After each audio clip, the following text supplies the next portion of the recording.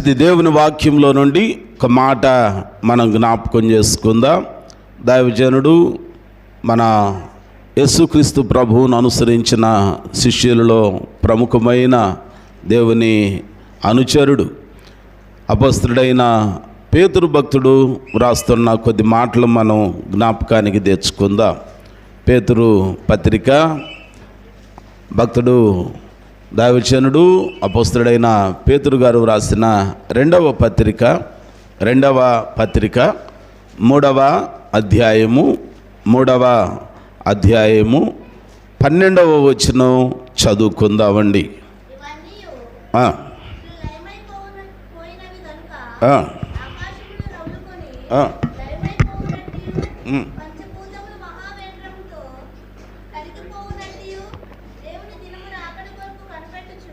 దేవుని దినపు రాకడ కొరకు కనిపెట్టుచు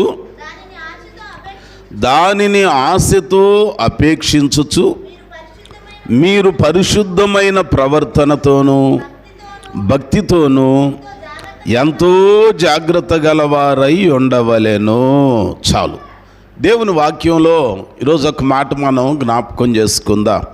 భక్తుడు పేతురు గారు అక్కడున్న దేవుని పిల్లలకి ఈ మాటలు చెప్తూ ఈ ఉత్తరం రాస్తూ అన్నాడు. ఏమని ఆయన చెప్పే మాటల్లో ముఖ్యమైనవిగా కనపడతాయనంటే, మొదటి పత్రిక రాశాడు, అందులో కొన్ని విషయాలు జ్ఞాపకం చేశాడు. ఇప్పుడు రెండవ ఉత్తరం రాస్తూ ఆ ఉత్తరం ద్వారా అక్కడున్న దూరాన ఉన్న సంఘస్థులకి ఒక సందేశాన్ని అందిస్తున్నాడు, ఒక సందేశాన్ని పంపిస్తున్నాడు.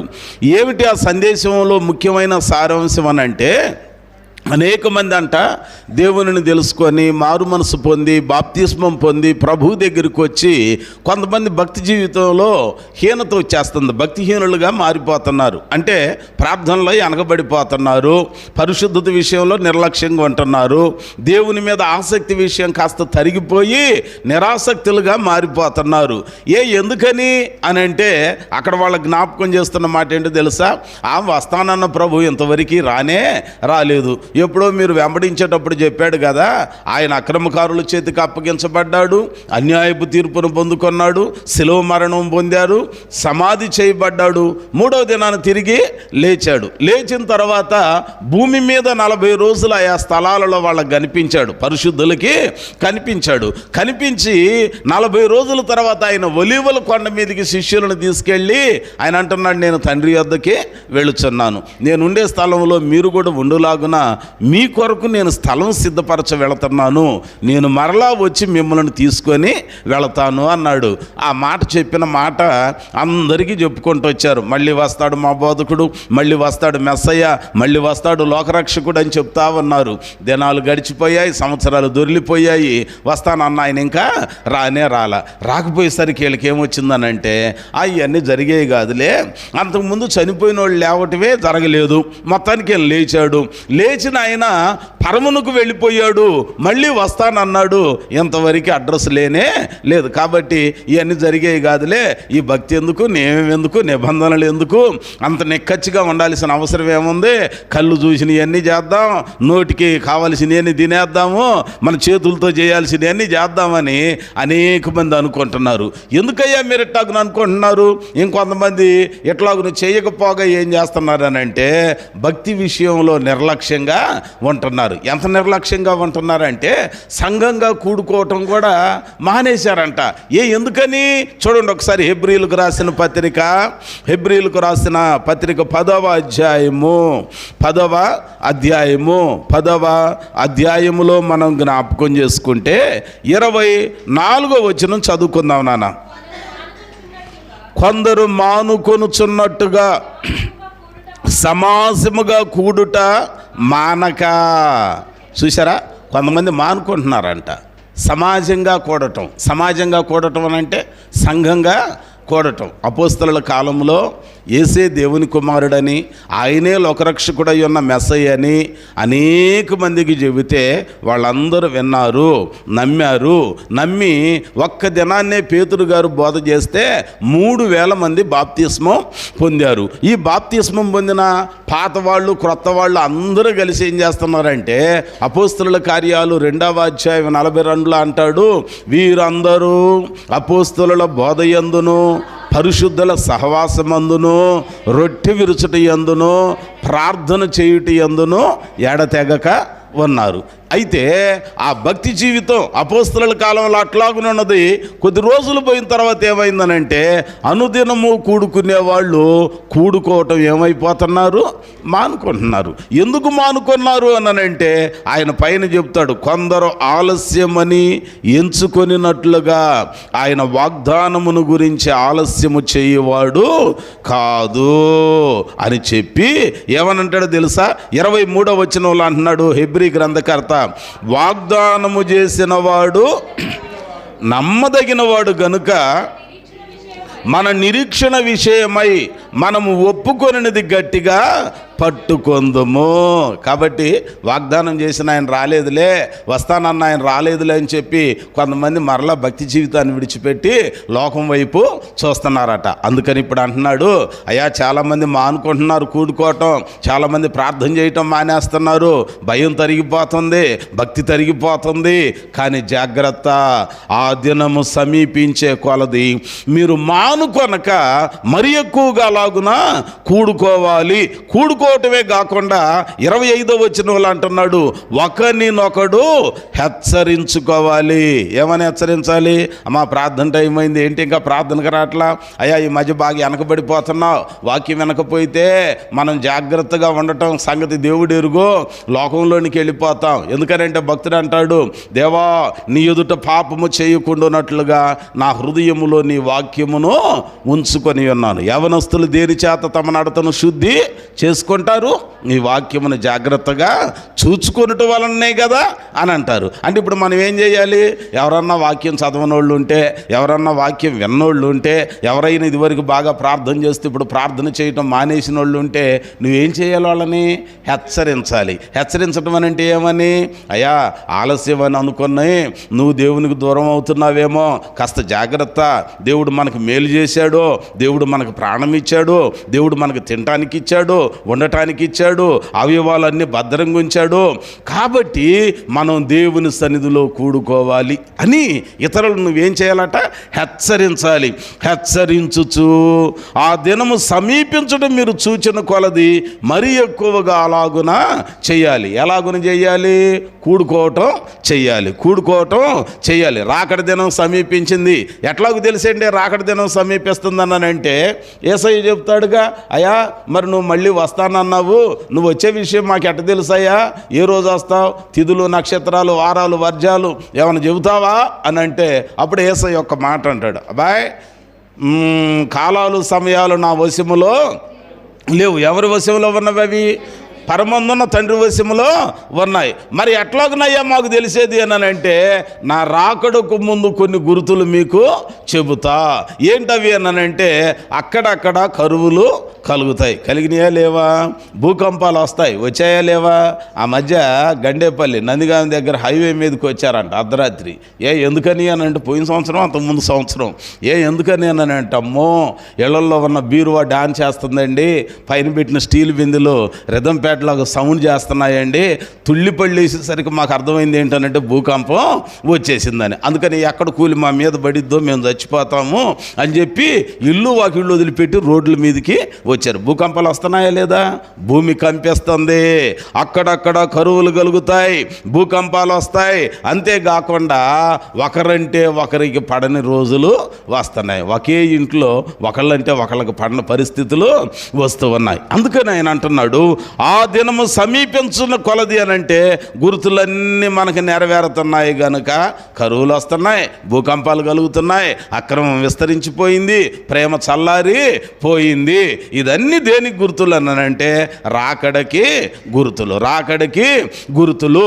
ఇప్పుడు ఆ రాకడ దినం సమీపించి ఉన్నది గనుక అది సమీపించే కొలది మనం ఏం చేయాలనంటే మరీ ఎక్కువగా కూడుకోవటం మొదలు పెట్టాలి. ఆదివారం తాళం తీసి గుడిలోకి వచ్చే మనం ఇక ఆదివారం కాకుండా మధ్యలో కూడా కూడుకుంటున్నామండి, బుధవారం కూడుకుంటున్నామండి, శనివారం అనండి. ఈ 3 రోజులే కాదట, అనుదినము అవకాశం ఉన్నంత వరకు దేవుని సన్నిధిలో కూర్చొని ప్రార్థన చేయాలి. దేవునికి స్తోత్రం చెబుదామా?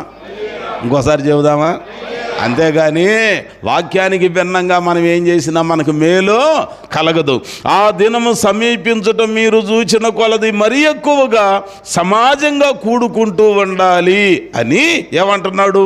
ప్రేమ చూపుటకును సత్కార్యములు చేయుటకును ఒకనినొకడు పురికొల్పవలనని ఆలోచింతుము. పురికొల్పటం అన్న దగ్గర 2 అని ఒక చిన్న అంకె వేసి క్రింద ఫుట్ నోట్స్లో మూల భాషలో అని రాస్తాడు. దాని భావం ఏంటంట?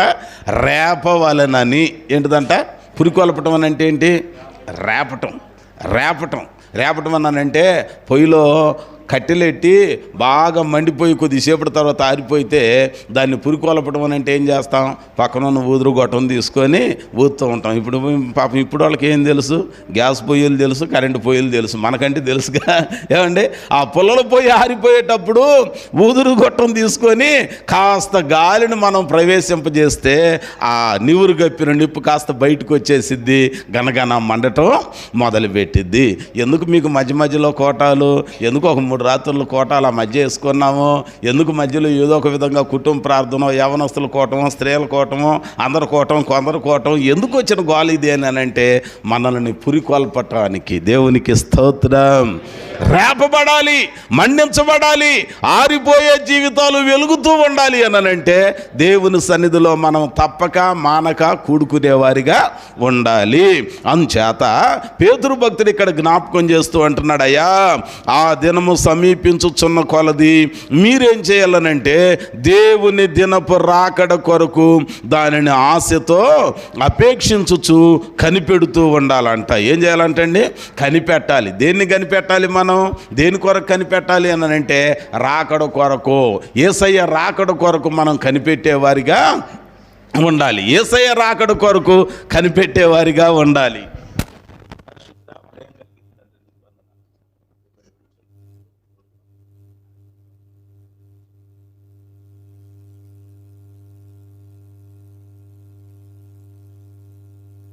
బైబిల్ గ్రంథం మన జ్ఞాపకం చేస్తున్నమాట. ఆ దినము సమీపించే కొలది దేవుని దినపు రాకడ కొరకు కనిపెట్టాలి. ఆయన వస్తానన్నాడు. ఆయన వస్తే తను నమ్మిన వాళ్ళని పరలోకానికి తీసుకొని వెళతాడు. ఆయన వస్తే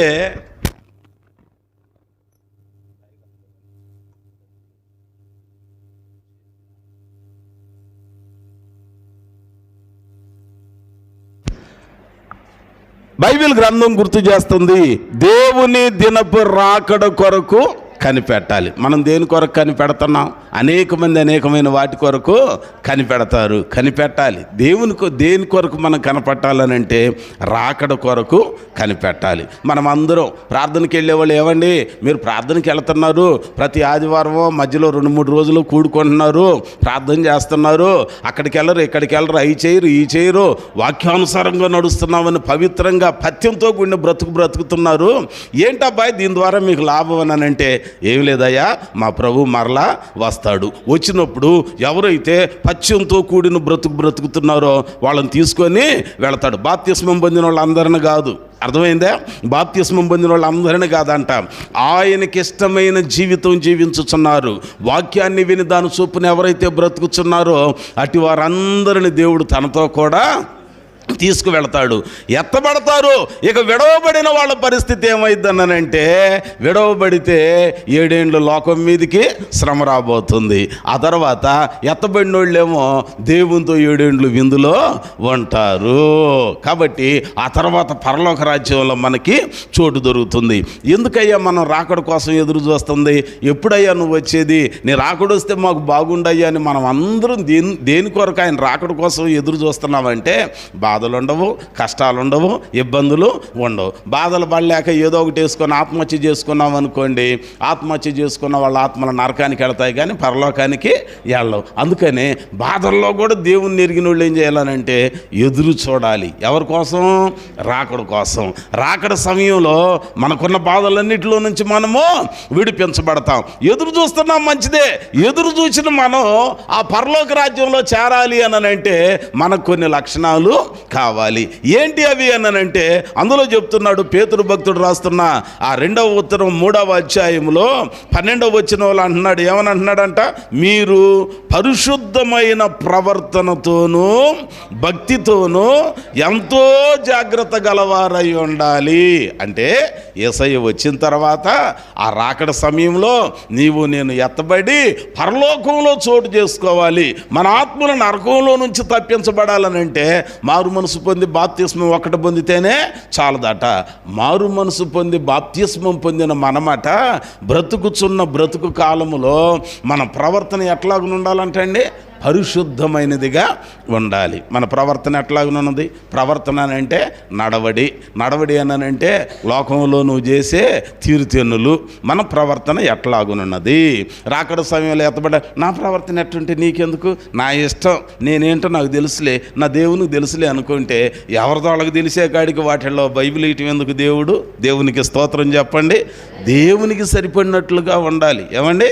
దేవునికి సరిపడినట్లుగా మన రాము గారు మొత్తానికి స్విమ్మింగ్ కాంపిటీషన్కి వెళ్ళిపోయి మీరు చెప్పినట్టే నేనెందుకు ఎదాలండి, మీరు చూపించిన స్విమ్మింగ్ పూల్లోనే నేనెందుకు ఎదాలండి, మా ఊరు పక్కన పెద్ద ఏరు ఉందండి, దీనికన్నా పొడవు ఉంటుంది, దీనికన్నా వరవడు ఉంటుంది, అంతలో దానిలోనే ఇదే మీరు చెబితే నేను ఎదటమేంటి నాకు ఇది వద్దు అన్నానంటే అది కాంపిటీషన్కి సరిపడి కాదు. నువ్వు పోటీలో పాల్గొంటే బహుమానం కోసం ప్రయాసపడితే బహుమానం పొందుకోవాలనుకున్న నీవు బహుమానం కోసం ఆశ ఉండాలి. ఆశ ఉన్న నీకు కొన్ని ఆశయాలు ఉండాలి. ఆ ఆశయాలు కలిగిన నీకు నియమాలు నిబంధనలు కూడా ఖచ్చితంగా ఉంటాయి. అట్లాగనే రాకడ దినం కొరకు కనిపెడుతున్న మనం ప్రభు యొక్క రాజ్యంలో పరలోకంలో చోటు చేసుకోవాలనంటే మన ప్రవర్తన ఎట్లాగునుండాలి అనంటే పరిశుద్ధమైన ప్రవర్తన కలిగిన వారిగా ఉండాలి. చాలామంది మారు మనసు పొందుతారు, బాప్తిస్మం పొందుతారు, కానీ ప్రవర్తన పరిశుద్ధంగా ఉండదు. మన ప్రవర్తన పరిశుద్ధంగా ఉండాలి. నీ నోటి మాటలు పరిశుద్ధంగా ఉండాలి, నీ కంటి చూపు పరిశుద్ధంగా ఉండాలి, నీ ఆలోచన సరళి పరిశుద్ధంగా ఉండాలి. ఏదో ఊరక పరిశుద్ధులం అనగానే ఏం చేస్తామని తెలుసండి, ఆ మధ్య ఒక ఆమె అంటుందిలేండి, ఆదివారం వస్తే నేను అసలు చాలా పరిశుద్ధంగా ఉంటానండి, అసలు ఉమ్ము కూడా మింగనండి, తలస్నానం చేసి తెల్ల బట్టలు కట్టుకొని వచ్చి ఒకళ్ళని అన్నం ఒకళ్ళని తిట్టనండి. ఎప్పుడు? అది కూడా ఎంతసేపు అయిపోయిన తర్వాత కానీ జుట్టు ముడైతే వీరాంగం చూపించిద్దంట. దేవునికి స్తోత్రం. ఏమండి? అట్లాగని కాదట, ఎల్లప్పుడూ దేవుని సన్నిధిలో సంఘం చూడనప్పుడు దేవుడు చూడట్లేదు అనుకోమాక చీకట్లో కూడా ఆయన చూస్తానే ఉంటాడు. అందుకని అంటాడు, కన్నును చేసిన దేవుడు కానకుండునా అంటే చూడకుండా ఉంటాడా? చెవిని చేసిన దేవుడు గుసగుసలాడతాం కొంతమంది కదండి. ఎవరైనా వెళ్తుంటే ఈమె ఈడా అని చెప్పుకుంటా ఉంటాం. వాళ్ళకి వినపడదు, పక్కన వాళ్ళకి కూడా వినపడదు. మళ్ళీ వీళ్ళే అంటారు గోళ్ళకు చెవులు ఉంటాయి కొద్దిగా ఆగమ్మ అని అంటారు. గోళ్ళకు కాదు, ఆకాశం ముందున్న దేవుడు నువ్వు గుసగుసలాడే అన్నీ ఏం చేస్తున్నాడు? అరే ఇవన్నీ మనకు తెలుసు అన్నమాట. అందుకేనా తెలిసే మనం ఇది చేస్తూ ఉంటాం అప్పుడప్పుడు. పాపం భక్తుడు అంటాడంట, ఎరిగి నే చెడిపోతీని యేసుని గాయము రేపితిని మోసపోతీనే దృష్టి తొలగితి దాసుడ నిన్ను చూడనిమ్మో ప్రభు యేసు నా రక్షక నొసగు కన్నోలో నాకు నిరతమునే నిన్ను చూడా. కన్నును చేసిన దేవుడు కానకుండునా అంటే ఆయన చూస్తానే ఉన్నాడు. కాబట్టి మన ప్రవర్తన అట చీకట్లో అయినా వెలుతురులో అయినా, సంఘం మధ్యలో అయినా, సంఘం లేనప్పుడైనా, నానున్నప్పుడైనా, అమ్మన్నప్పుడైనా, వాళ్ళిద్దరూ లేనప్పుడైనా, భార్య పక్కన లేకపోయినా, భర్త ఇంట్లో లేకపోయినా, ఉన్నా ఏ పరిస్థితులలోనైనా మనలను చూస్తున్న దేవుడు కన్నుఆర్పకుండా చూస్తున్నాడని ఆయన ఎదుట మన ప్రవర్తన ఎట్లాగుండాలట? పరిశుద్ధమైనదిగా ఉండాలి. దేవుడు చూడ్డా ప్రవర్తనని. ఓసారట చాలామంది దేవుని పిల్లలని చెప్పబడిన వాళ్ళ జీవితాల్లో జరిగిన అనుభవాలు గుర్తు చేస్తే వాళ్ళు కష్టపడుతున్నారట, రెక్కలు మొక్కలు చేసుకుంటున్నారట, దుక్కి దున్ని సేద్యం చేసి విత్తనం వేసి విత్తనాన్ని మొక్కలను చెట్లు చేసుకొని పంట బాగా పండిందంట. కంటికి సరిపడిన పంట, అసలు చూడటానికి కళ్ళు సరిపోవట్లేదట, అంత పంట పండిందంట.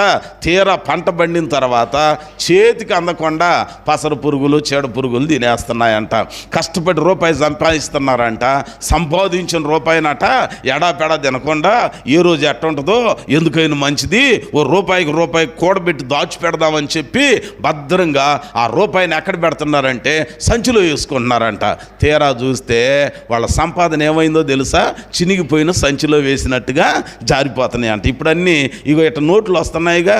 ఇదివరకటి రోజుల్లో మేము పిల్లలకు ఉన్నప్పుడు కూడా నోట్లు మాకు తెలియదు. అప్పుడు ఏముండేనంటే సత్తువి అల్యూమినియం 5 పైసల బిళ్ళలు ఉండేది. మేము బడికి వెళ్ళేటప్పుడు బలపాల కోసం అవి అడిగితే చుట్టూ రౌండ్గా ఉండేది, కొద్దిగా 10 పైసలు ఒకటి ఇచ్చేవాళ్ళు, 5 పైసలు ఒకటి ఇచ్చేవాళ్ళు. ఎక్కువ అడిగితే మధ్యలో ఐస్ కావాలని చెప్పి అడిగితే స్కూల్ దగ్గర మామూలుగా ఉండేది కదా మా కోటింగ్. ఇప్పుడైతే మీకు ఏమి ఇచ్చినా చాలట్లా. దేవునికి స్తోత్రం, హల్లెలూయా కదండి. ఆ రోజుల్లో పరిస్థితులు అట్లా ఉంటాయి.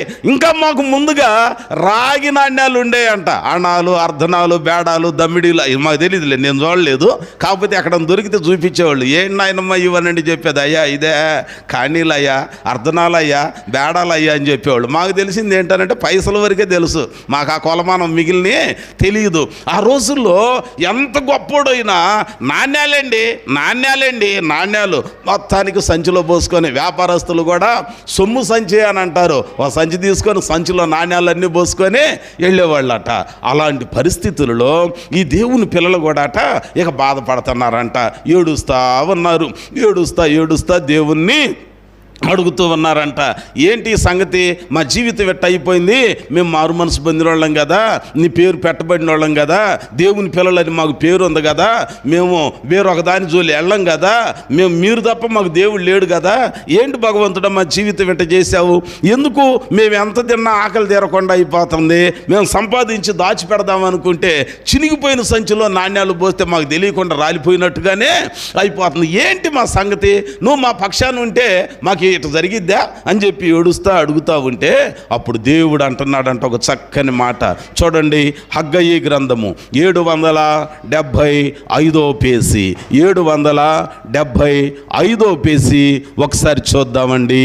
హగ్గయి గ్రంథము 1వ అధ్యాయము 4వ వచనాన్ని చదువుకుందాం. అమ్మమ్మ 5వ వచనం చదవరా. 5 కాబట్టి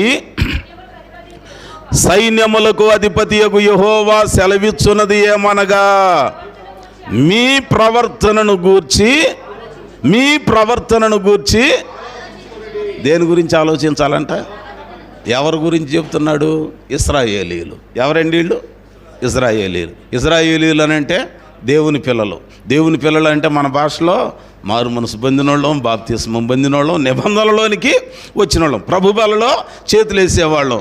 వాళ్ళను పట్టుకొని దేవుడు అంటున్నాడట, అబ్బాయి మీ ప్రవర్తనను గూర్చి ఆలోచించండి. అదేంటో అంత మాట అన్నాం, మేము అన్నీ వదిలేసామయ్యా, సినిమాలు వదిలేసాం, షికార్లు వదిలేసాం, అయ్యో అన్నీ వదిలేసామయ్యా, ఇంకేం ఆలోచించాలయ్యా అనంటే అన్నీ వదిలేశారు కానీ మీ ప్రవర్తనను ఆలోచించండి అని చెప్పి అన్నాడంట. 6వ వచనంలో మీరు ఏంటంట, విస్తారముగా తినను మీకు కొంచెమే పండెను. అంటే విత్తనాలు సమృద్ధిగా పోస్తున్నారట, కానీ పంట ఏమవుతుంది అంటే విత్తనాల ఖర్చు కూడా రావట్లా, అంటే పంట సరిగ్గా పండట్లా. ఆ తర్వాత ఏమన్నాడు, మీరు భోజనము చేయుచున్నను చెబుతాం. కరువులో అధిక మాసం అంటారంట, మామూలుగానే 12 నెలలు. ఇదేంటారు బాబు తొందరగా జరిగిపోవట్ల రోజు, అదేం సోద్యం. ఇంట్లో ఉన్నప్పుడు పిల్లలు భోజనం చేయి అని ఎంటపడాలి. వాడు కర్ర బిళ్ళ ఆడతా, గోలికాయలు ఆడతా, ఇప్పుడంటే క్రికెట్లో ఏయో వచ్చినాయిగా ఈ ఆడతా తిరుగుతారు. కానీ ఏమీ లేనప్పుడు అట్టాగెళ్ళి ఇట్టాగొచ్చి అమ్మ ఆకలి అవుతుంది కొంచెం అన్నం పెట్టానంటాడు. ఓరి ఇదేంట్రా బాబు, ఇంట్లో ఉన్న దినం అంటే తినలేదు చాలా రోజులు, అసలే బియ్యం లేవు, పనులు లేవు, ఇంట్లో ఏమీ లేవు. ఇప్పుడు అడుగుతున్నాడే బిడ్డ అని చెప్పి పక్కింటికి వెళ్ళి తీసుకొచ్చి మరీ పెట్టేది. ఏదో కరువులో అధిక మాసం అంటే అదే. ఆకలి తీరట్లేదంట.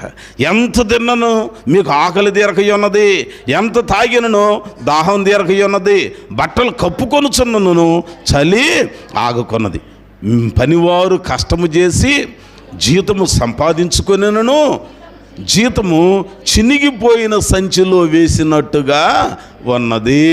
అయ్యా ఎందుకని అనంటే అంటున్నాడంట, యెహోవా సెలవిచ్చున్నది ఏమనగా మీ ప్రవర్తనను గూర్చి ఆలోచించండి. ఏం ఆలోచించాలయ్యా? మేమేం చేసాం బాబు? ఎందుకయ్యా ఇది? అసలు ఏం తప్పు చేసాం మేము? అరే మేము దేవుని పిల్లలం, దేవుని ఎరిగిన వాళ్ళం కదా, ఏమి ఎక్కడికి వెళ్ళట్లేదు కానీ అంటే పైన అంటాడట 3వ వచనంలో 4వ వచనంలో, ఈ మందిరము పాడై ఉండగా మీరు సరంభి వేసిన ఎండ్లల్లో ఉంటున్నారు. అంటే దేవుడు బానిసత్వం నుంచి వీళ్ళని విడిపిస్తే కూలిపోయిన ఇళ్ళు వాకిళ్ళు బాగు చేసుకున్నారంట, కానీ పడిపోయిన దేవుని మందిరాన్ని బాగు చేయలేదంట. అంటే దేవుని పట్ల వీళ్ళ ప్రవర్తన ఎట్లాగనున్నది? సరిగ్గా లేదు. అందుకని ఇప్పుడు వీళ్ళ జీవనోపాధి ఏమైంది? దెబ్బతినిపోయింది. అర్థమైంది మీకు? వాక్యం అర్థమైందా? అంటే ఇప్పుడు ఈ మందిరానికి కిటికీలు లేవు, రంగులు వేయలేదని దీనికోసం చెప్పట్లే. నేను చెప్పే మందిరం ఏంటన్నానంటే, నీ హృదయము నా హృదయం దేవుని మందిరం. ఇప్పుడు ఈ మందిరం పాడైపోయింది. ఎలాగున పాడైపోయింది? ఏదేను తోటలో మన పితరులు అవ్వమ్మ ఆదాములు తినవద్దన్న పండు తిని హృదయములో దేవుడు నివాసం చేసే భాగ్యాన్ని పోగొట్టుకొని ఇప్పుడు ఆలయం ఏమైపోయింది? పాడైపోయింది. పాడైపోయిన దానిని బాగు చేసుకోవటానికి 2000 సంవత్సరాల క్రితం యేసయ్య వచ్చి తన రక్త ప్రోక్షణ ద్వారా మళ్ళీ దానిని బాగు చేసుకోవటానికి అవకాశం ఇచ్చాడు. మనందరిని విడిపించి బయటికి తీసుకొచ్చాడు. బయటికి తీసుకొచ్చిన మనం అన్నీ కూడా పెట్టుకుంటున్నామంట, కానీ మార్పు చెందటానికి ఆలోచన చేయట్లా, మారు మనసు పొందటానికి ధ్యాస పెట్టట్లా. మన ప్రవర్తన ఆలోచించాలి. ఈరోజు బైబిల్ గ్రంథం మనకు చెప్పే మాట, ఇదిగో పరలోక రాజ్యంలో చేరటానికి ఆయన వస్తే బాగుండు, నేను జమ్మును పరలోకానికి వెళదామని కనిపెడుతున్నావు కదా, కనిపెట్టే నీకు ఉండాల్సిన రక్షణ ఏంటనంటే నీ ప్రవర్తన పరిశుద్ధమైన ప్రవర్తనగా ఉండాలి. ఫస్ట్ ఆఫ్ ఆల్ మన ప్రవర్తన దేవునికి ఇష్టమైందిగా ఉండాలి. మన ప్రవర్తన దేవునికి సరిపడినదిగా ఉండాలి. మన ప్రవర్తన వాక్యానికి సరిపడినదిగా ఉండాలి. వాక్యానికి భిన్నమైనదిగా ఉండటానికి వీలు లేదు. అంచేత ఈరోజు మనకి దేవుడు చెప్తున్న మాట, ఇదిగో ఇశ్రాయేలీయుల ప్రవర్తన దేవునికి బాధ కలిగించింది. పాడైపోయిన మందిరాన్ని పట్టించుకోవాలా, అందుకే దేవుడు వాళ్ళ విషయాలన్నీ పక్కన వదిలేశాడు. ఇప్పుడు వీళ్ళు పట్టించుకోవటం మొదలుపెట్టారు, దేవుడు వాళ్ళని దీవించటం కూడా మొదలుపెట్టారు. అట్లాగనే మన ప్రవర్తన కూడా దేవుని ఎదుట పరిశుద్ధమైనదిగా చూసుకోవాలి. దేవునికి స్తోత్రం. అందుకనే ఆయన అంటాడు, ఇదే పేతురు పత్రికలో మొదటి పత్రిక 1వ అధ్యాయం 14వ వచనంలో అంటాడు, నేను పరిశుద్ధుడనయ్యున్నలాగున మీరును పరిశుద్ధులయ్యి ఉండాలి. చూసారా? అంటే ఇప్పుడు మనం ఎత్తబడే గుంపులో ఉండాలి. రాకడ కొరకు కనిపెడుతున్నాం, మంచిదే. కనిపెట్టే మనం వందే భారత్ ట్రైన్ వస్తుందని చాలామంది బెజవాడ వెళ్ళి, గుంటూరు వెళ్ళో, తెనాలి వెళ్ళో కనిపెట్టారు. చూశారు, మంచిదే. చూసి నీకు ఎక్కకపోతే ఆనందం ఏముంది చెప్పండి? ఏమైనా ఉందంటారా? మళ్ళా మన మాట. ఇప్పుడు అది ఎక్కితే మనకు ఆనందం. కనిపెట్టిన మనం యేసుతో కూడా పరలోకానికి వెళితే మనకి సంతోషం. ఇప్పుడు కనిపెడుతున్న మనం ఆ సంతోషంలో పాలు పొందాలి అని అంటే మనమాట పరిశుద్ధ ప్రవర్తన కలిగిన వారిగా ఉండాలి. రెండవది ఇంకొక మాట ఏమంటున్నాడు ఆయన? భక్తి కలిగిన వారిగా ఉండాలి. ఏంటండి ఏంటది? భక్తి అని అంటే ఏంటండి? యాకోబు భక్తుడు ఓ పత్రికను రాస్తూ భక్తికి ఆ మంచి అర్థం ఆయన జ్ఞాపకం చేస్తూ ఉంటాడు. చూడండి ఒకసారి దేవుని వాక్యములో యాకోబు పత్రిక 1వ అధ్యాయం 27వ వచనం చదువు తల్లి. తండ్రి అయిన దేవుని ఎదుట పవిత్రమును నిష్కళంకమును అయ్యున్న భక్తి ఏదనగా దిక్కులేని పిల్లలను విధవరాండ్రను వారి ఇబ్బందులలో పరామర్శించుటయు, ఈ లోక సంబంధమైన మాలిన్యము తనకు అంటకుండా తనను తాను, అది సంగతి. భక్తి అంటే ఏంటంట? 2 భాగాలు. ఏమండి భక్తి అని అంటే ఏంటి? కొంతమంది అంటారు, ఎవరండి మీరండి? వాళ్ళు యేసు భక్తులండి. ఎవరు భక్తులు అంటే అండి? యేసయ్య భక్తులు. మంచిదే, భక్తి కలిగిన వాళ్ళమే. ప్రార్థనకి వెళ్తుంటే చూసి వాళ్ళందరూ భక్తులండి. అప్పుడప్పుడు మీ ఇళ్లలో గిట్టకపోతే అమ్మ భక్తురాలు కావాలే ఎట్ట మాట్లాడుతున్నావే అని అంటారు. మంచిదే. నిజమైన భక్తి ఏది అనంటే ఇదిగో ఇదంట. ఏంటి నిజమైన భక్తి అనంటే దిక్కులేని వారిని, విధవరాండ్రను వారి ఇబ్బందులలో పరామర్శించాలి. కొంతమంది ఇది ఒకటే పట్టుకుంటున్నారు, రెండో భాగం చేయట్లా. ఆరాధనలో ముఖ్యమైన ఘట్టాలు ఏంటనంటే ప్రార్థన ఉంటుంది, స్తుతిగీతాలు ఉంటాయి, ఆ తర్వాత కృతజ్ఞతార్పణలు ఉంటాయి, ఆ తర్వాత దేవుని ఉపదేశం కూడా ఉంటుంది. ఉట్టి వాక్యం విని వెళితే అది ఆరాధన కూడా కాదు. ఉట్టి పాటలతోనే భజన చేసుకొని వెళ్ళిపోయామనుకోండి వాక్యం లేకుండా, అది కూడా కాదు. ఏదైనా సమపాళ్ళల్లో ఉండాలి. ఒక కూర చేస్తున్నామని అంటే కూరకి ఏముండాలి? అవసరమైన కాయగూరలు ఉండాలి, తర్వాత ఉప్పు ఉండాలి, కారం ఉండాలి, సమపాళ్ళల్లో ఉండాలి. కారం ఎక్కువైనా తినలేం, ఉప్పు ఎక్కువైనా తినలేం, లేకపోతే ఉడికి ఉడకందు కూడా తినలేము. అదేం సోద్యమో. ఈ మధ్య ఉట్టిగా కారమే వేసుకుంటున్నారు కొంతమంది, ఇంకొంతమంది ఉట్టి ఉప్పే వేసుకుంటున్నారు. అసలు ఏమీ లేకుండా పోతుంది. అసలు ఏమీ లేకుండా పులిహార అని అంటారు. పులిహార కాస్తంత చింతపులుసు, దానికి కొంచెం తాలింపు, అవి ఇవి కలుపుతారు. ఈ పులుసు ఇట్ట పక్కన పెట్టుకొని పేస్టు అన్నం లేకుండా ఉంటే పులిహార అంటారా? మరేంటి ఈ మధ్య ఉట్టి పులిసే పెట్టుకొని మేము పులిహార తిన్నామండి అని అంటే ఎట్ట కుదిరిద్దండి? దానిలో ఏముండాలి? కాస్తంత ముఖ్యమైనది కూడా ఉండాలి. అట్లాగునే భక్తిలో సంపూర్ణత ఏది అని అంటే 0.5% సగభాగం దిక్కులేని వారిని, విధవరాండ్రని వారి ఇబ్బందులలో పరామర్శించడం. అసలైన ఘట్టం ఇంకొక భాగం ఏంటో తెలుసా? ఈ లోకంలో ఉన్న మాలిన్యము, మలినము, మురికి, పాపం, చెడుగు అంటకుండా చూసుకోవటం. దేవునికి స్తోత్రం చెప్పండి. ఈ రెండోది వదిలిపెడుతున్నారు. ఈ మధ్య ఇది ఒకటే పట్టుకుంటున్నారు. పట్టుకొని ఏమని అన్నారు తెలుసా? మానవ సేవయే ఏ సేవ అంట అంటే దేవుని సేవ అని. ఓయమ్మో, మరి రెండో భాగం ఏంటి? ఒక భాగం ఉంటే సరిపోద్దా?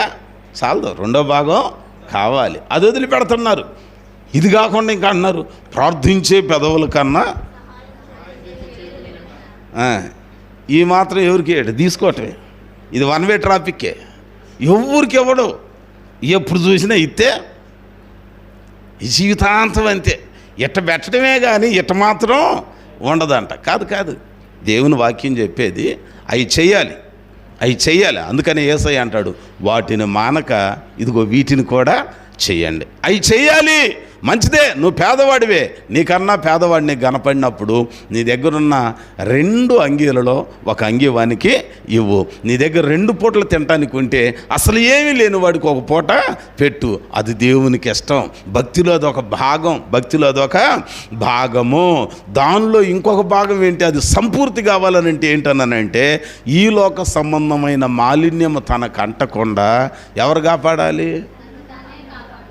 కాపాడాలి?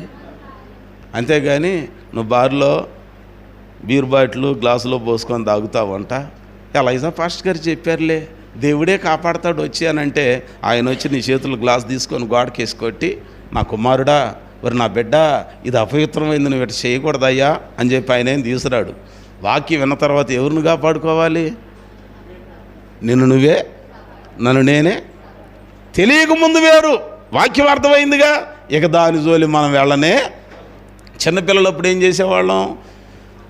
పేడతో కలిపి ఇళ్ళ ముందు నీళ్లు కొడితే ఎరగకి వెళ్ళిపోయి జర్రం జారిపోయి కాళ్ళకి చేతులకే కాకుండా ఈపుకి మొఖానికి కూడా పూసేసుకునేవాడు.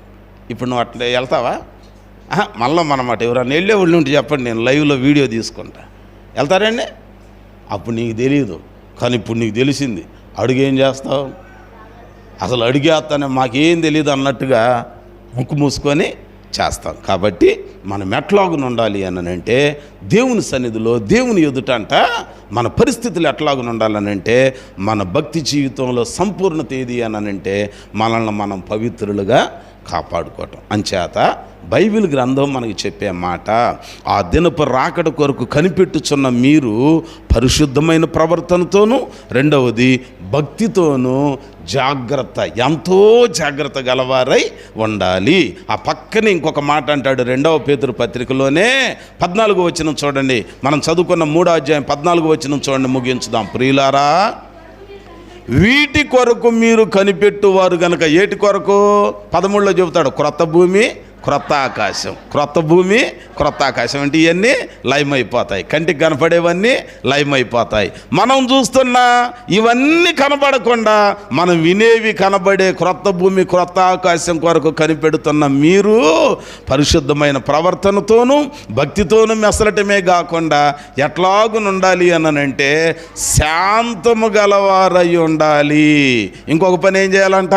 ఆయన దృష్టికి నిందారహితులుగా, నిష్కళంకులుగాను, మూడవది నిందారహితులుగాను ఉండాలి. చూసారా? కాబట్టి ఇప్పుడు రాకడ సమయంలో మనం ఎత్తబడాలి అనంటే మారు మనసు బాప్తిసమే కాదు, వీటి తర్వాత చేయాల్సిన పని ఏంటి? మన ప్రవర్తన పరిశుద్ధంగా, రెండవది భక్తి కలిగిన వారిగా ఉండాలి, మూడవది ఎట్లాగా ఉండాలంటే మనము శాంతం గలవారు. అసలు కొంతమందికి శాంతం ఉండదు, కస్సున వచ్చిద్దండి, కస్సున అసలు అంటాం ఆలస్యం, కస్సను లేపుతారనమాట. ఏంటో మరి అర్థం కాదు. ఏమండి, మళ్ళీ ఆయన పేరు దయామయుడు, కరుణామయుడు కదండి. మనం ఇచ్చే సందేశం శాంతి సందేశం, కానీ వీళ్ళ మాటలు కానీ వీళ్ళ పరిస్థితులు కానీ వేరుగా ఉంటాయి. శాంతము గలవారై ఉండాలి, ఆయన దృష్టికి కళంకం లేని వారిగా, నిష్కళంకులుగా ఉండాలి. ఆ తర్వాత అంటున్నాడు ఆయన నిందారహితులుగా ఉండాలని. చూసారా? కాబట్టి ఇప్పుడు మనం ఆయన రాకడలో మనం ఎత్తబడాలి అనంటే మనకు ఉండాల్సిన లక్షణాలు ఏంటనంటే ఇవి: ఒకటి పరిశుద్ధమైన ప్రవర్తన, రెండవది భక్తి కలిగిన వారికి ఉండాలి, మూడవది శాంతము కలిగి ఉండాలి, నాలుగవది కళంకం లేని వారిగా ఉండాలి, ఐదవది నిందారహితులుగా, నింద లేని వారిగా మనము ఉండాలి. ఈ 5 ఉంటే కనిపెట్టకపోయినా ఆయన వచ్చి నిన్ను తీసుకొని వెళ్ళిపోతాడు, కనిపెట్టకపోయినా కొనిపోబడతావు. దేవునికి స్తోత్రం. ఎదురు చూచి కనిపెట్టే మనకి ఈ 5 ఖచ్చితంగా ఉండాలి. అందుకని ఒక సామెత ఉంది లోకంలో, వండుకున్నాము తినక మందంట, నీళ్ళు వేసుకున్నాము కనుక మందంట. వండుకున్నప్పుడు తినకుండా ఎట్టంటావు? గర్భిణీ స్త్రీ, నేను చెప్పే మాట కదా, లోకంలో సామెత కదా, అది వాక్యంలో వదిలే. తెస్సలోనిక సంఘానికి ఉత్తరం రాస్తూ 5వ అధ్యాయంలో అంటాడు, ఇదిగో ఆయన రాకడ గురించి మీకేమని చెప్పాలి? నిండు గర్భిణీ స్త్రీని గూర్చి మీకు తెలియదా? గర్భిణీ స్త్రీ వలె ఆయన రాకడ ఉంటుంది.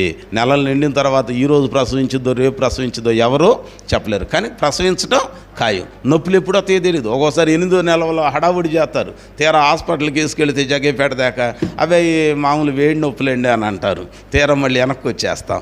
ఒక్కోసారి ఏమి లేదు అని అంటూ ఉంటుంది, సడన్గా నొప్పులు అని అంటుంది. మనం ఆటో పిలిచేలోపే ఇంట్లో ప్రసవం కూడా అయిపోద్ది. రాకడ కూడా అట్లాగనే ఉంటుందంట. అంచేత మనం గుర్తుపెట్టుకోవాల్సింది ఏంటనంటే ఆయన రాకడ సమీపంగా ఉన్నది కనుక మనం ఈ 5 అలవాటు చేసుకుందాం.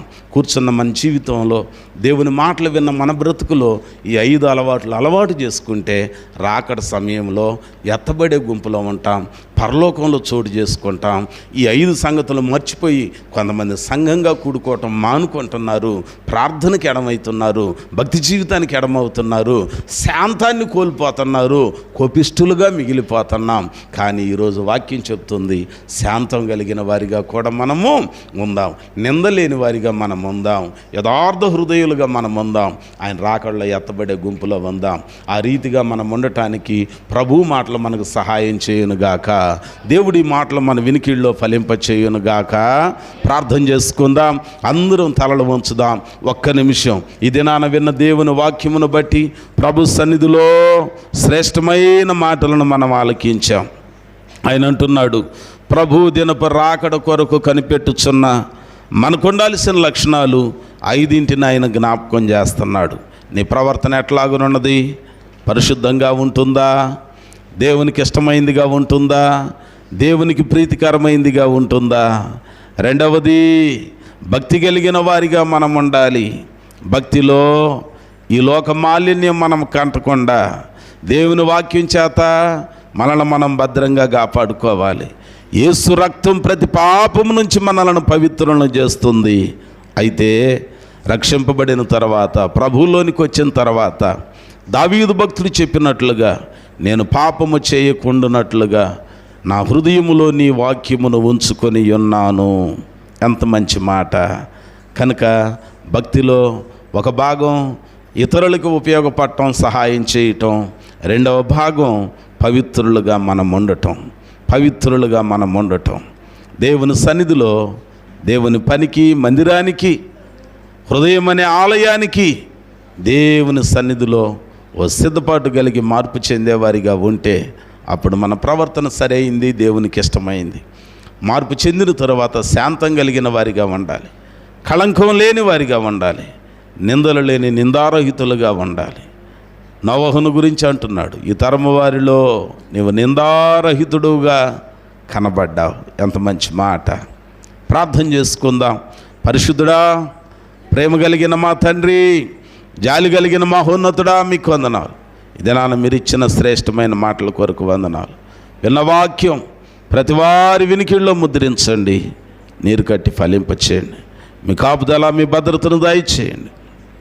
లోకంలో ఉన్న మానవులమైన మేము ఈ లోకంలో అనేక విషయాలలో మా ప్రవర్తనని సరిచేసుకుంటా ఉంటాం. కానీ వాక్యానుసారంగా మా ప్రవర్తన మీకు ఇష్టమైనదిగా మేము మలుచుకోవాలయ్యా. మా ప్రవర్తన పరిశుద్ధమైనదిగా ఉండాలని మీ వాక్యంలో మేము చూస్తూ ఉన్నాం. అటు యోగ్యమైన లక్షణాలు మేము అలవర్చుకొని మీకు ఇష్టలుగా జీవించి ఎత్తబడే గుంపులో పరలోకంలో చోటు చేసుకునే వారిగా మమ్మల్ని ఆశీర్వదించమని వేడుకొనుచూ ఉన్నాం. మరి విశేషంగా ఈ దినాన మా ప్రభువా, చేరువచ్చిన బిడ్డలను దీవించండి, ఆశీర్వదించండి. ఈరోజు రాలేకపోయిన వారిని జ్ఞాపకం చేసుకొని మరొక పర్యాయం మీ సన్నిధిలో కలిసే భాగ్యం దయచేయండి. అనారోగ్యంతో అస్వస్థతతో ఉన్న బిడ్డలని మీరు ముట్టి స్వస్థపరిచి బాగు చేయండి. ఇరుకులలో, ఇబ్బందులలో ఉన్న వారిని జ్ఞాపకం చేసుకొని వారికి ఉన్న శోధనలన్నిటి నుంచి విడిపించండి. అలాగనే ప్రత్యేకించి మా ప్రభువా, ఇంక ఎంతమంది అయితే అనేక విధాలుగా బాధలలో, రోగాలలో, వ్యాధులలో ఉన్నారో అటు వారిని మీరు సంధించండి, దర్శించండి. మరి ముఖ్యంగా మా ప్రభువా, నాయనా, పిల్లలు చదువుకునే వారి కొరకు ప్రార్థన చేస్తూ ఉన్నాం. మెండైన జ్ఞానమును, జ్ఞాపక శక్తిని, బుద్ధివేకములు కలిగిన హృదయాలను దయచేయండి, మేలు చేయండి. ప్రభువా, మీకు వందనాలు చెల్లిస్తూ ఉన్నాం. బిడ్డలకి పరీక్షాకాలం సమీపించుచుండగా, సంవత్సరాంతపు పరీక్షలకు పిల్లలు సిద్ధపడుచుండగా మంచి సిద్ధపాటును దయచేయండి. పరీక్షా కాలాలలో ఏ పిల్లలకి అనారోగ్యత కలగకుండా మీ కాపుదల, భద్రతను దయచేయండి. పరీక్షలన్నింటిలో అత్యధికమైన విజయం కలిగేటట్లుగా కష్టపడి చదివి ప్రయోజకులు అవ్వటానికి సహాయం చేయమని వేడుకొనుచున్నాం. చదువులు పూర్తి చేసుకున్న బిడ్డలను జ్ఞాపకం చేసుకొని కుటుంబాలకు ఉపయోగపడినట్లుగా ఉద్యోగాలతో ఆశీర్వదించండి. ఎదిగిన బిడ్డలను జ్ఞాపకం చేసుకొని తగిన వధూవరులతో, వివాహ బంధములతో ఆశీర్వదించండి. వివాహాలైన వారిని జ్ఞాపకం చేసుకొని గర్భఫలములతో దీవించండి. ప్రభువా, గర్భిణీ స్త్రీలను జ్ఞాపకం చేసుకోనండి, క్షేమకరమైన సుఖప్రసవాలు దయచేయండి. బాలింతలను జ్ఞాపకం చేసుకొని తల్లులకు, చిన్న శిశువులకు, బిడ్డలకు నిండు ఆయుష్ ఆరోగ్యాలు కలుగు చేయండి. దిక్కులేని వారిని, విధవరాండ్రను, అనాథలను జ్ఞాపకం చేసుకోనండి. మీ కృపలో వారికి కావలసినవన్నీ ఇచ్చి మీరు ఎక్కల నీళ్ళలో దాచిపెట్టి వారి దిల్ల చేయమని వేడుకొనుచు ఉన్నాం. అలాగనే మా ప్రభువా, ఇదిగో ఇదేనా మన నీ ప్రియ బిడ్డలను ఆయన రాజు కొరకు, తన భార్య కొరకు ప్రార్థన చేస్తూ ఉన్నాం. ఆ బిడ్డలను మీరు ముట్టండి, స్వస్థపరచండి, బాగు చేయండి. అలాగనే మా ప్రభువా, నైనా ప్రత్యేకించి రమణను జ్ఞాపకం చేసుకోనండి. తన తల్లి కొరకు ప్రార్థన చేస్తూ ఉన్నాము. నైనా బిడ్డకు సంపూర్ణమైన ఆరోగ్యాన్ని కలుగు చేయండి, మేలు చేయండి. దినపు దీవెనలతో దీవించండి. చేరువచ్చిన ప్రతి వారి యొక్క హృదయవాంఛన ఎరిగిన దేవుడివి, వీరి హృదయవాంఛలను తీర్చి బలపరిచి కృపెంబటి కృపనిచ్చి కృపలో వర్ధిల్ల చేయమని, కనికరించమని యేసు నామమున ప్రార్థన చేసి వేడుకొనుచు ఉన్నాము తండ్రి. ఆమేన్. Praise the lord.